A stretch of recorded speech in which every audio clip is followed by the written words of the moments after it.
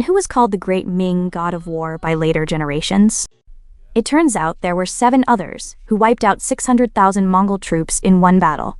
Or a meritorious minister's descendant, the Great Ming God of War? Just hearing this title makes it sound grand enough, but I wonder whose child it is. I told you so. How could a child like Gao Qi alone hold off 600,000 Mongol troops? How could Yuanzhang conquer Mongolia 5 times? It turns out that already in the Battle of Baiping, the Mongol main forces were annihilated.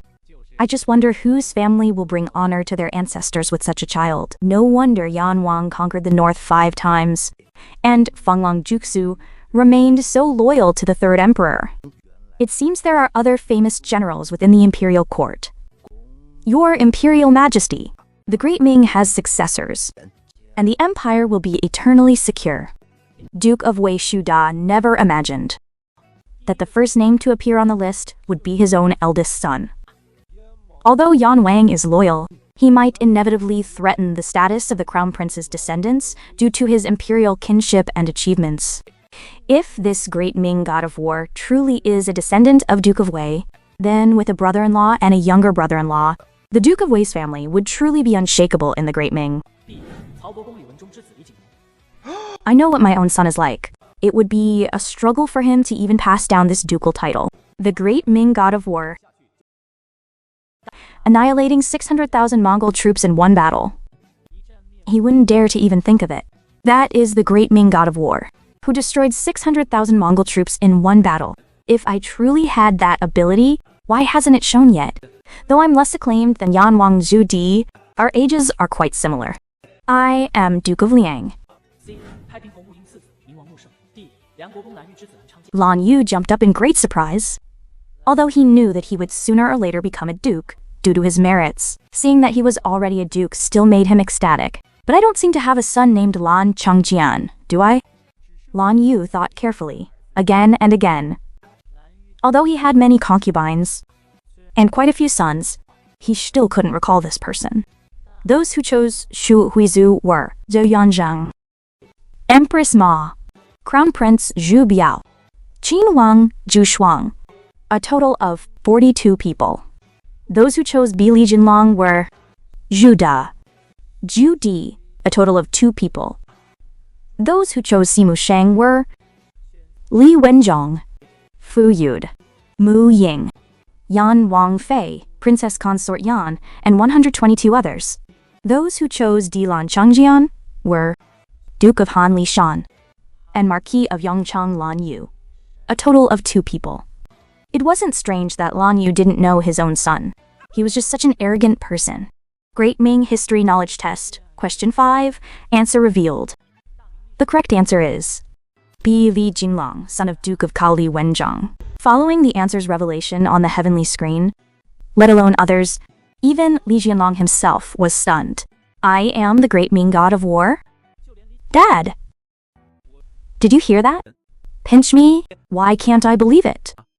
Don't make me pinch you. You pinch me first. I must have been so shocked I'm confused. Although Li Wenzhong felt his son wasn't cut out for such things, the heavenly screen had spoken, so how could it be false? It seems I misjudged him. My son has such ability, and I, as his father, kept belittling him every day. Li Jinlong is our own grandson. With such a person, plus Yanwang Zhu Di, my grandson Zhu Yuanwen, would have 2 great generals.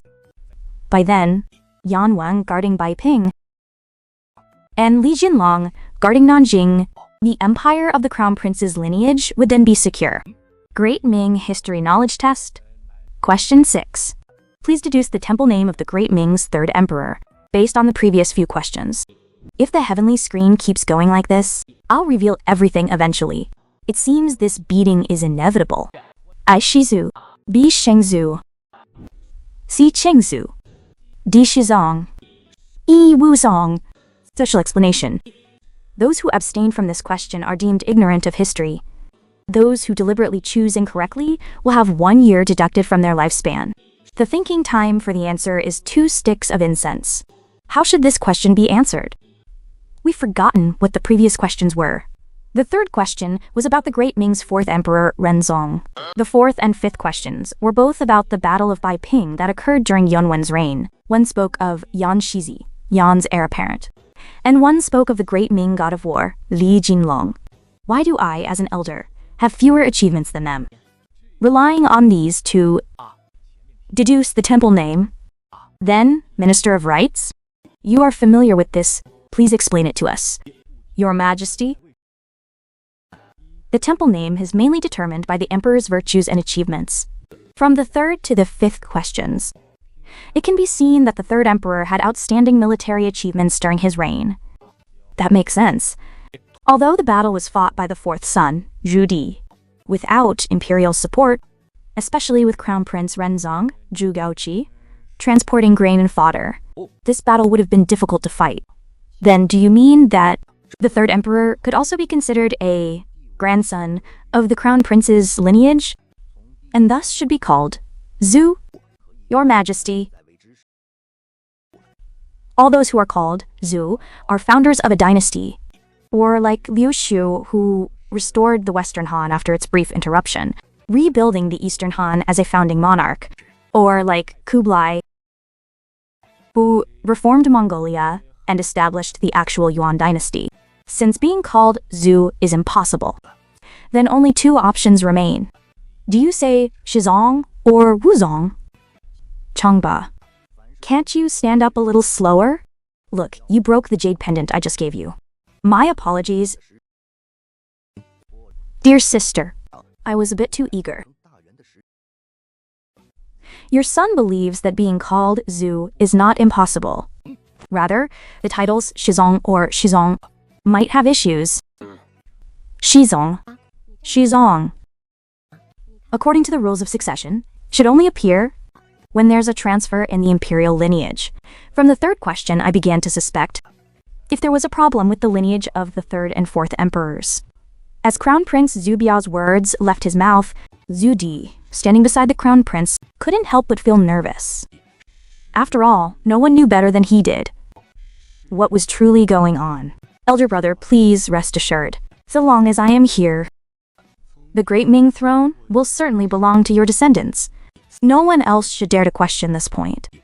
The hidden implication within Zhu Di's words was clearest only to himself. Others were not allowed to question. With this guarantee from fourth son, you can rest easy. As long as third son and I are alive, we will absolutely not let anyone else covet the great Ming throne either. Qinhuang Zhu, hearing that fourth son had expressed his resolve, almost immediately stood up with Jin Wang, declaring this same resolve to Crown Prince elder brother. That is good then.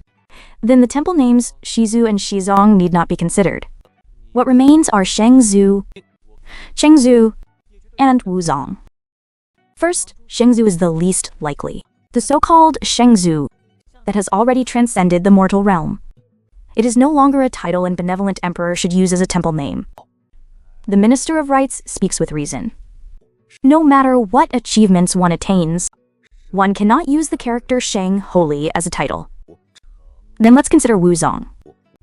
What do you think, Yanwang? He suddenly remembered that, in all 5 of these questions, his fourth son had answered correctly. Even if he guessed, luck is also a part of strength. Your subject believes Chengzhu should be chosen. Fourth brother, do you think so highly of my grandson? Although I got all 5 previous questions correct, they were all guesses. However, I've also discovered a pattern, that among the 2 most unlikely answers, one is always correct. 那运气也是实力的一部分。儿臣觉得应该选成左。四弟，你就那么看得起我的孙子？我虽然前面5个问题都对了，但却都是蒙的。不过我也发现一个规律，那就是最不靠谱的2个答案中，必定有一个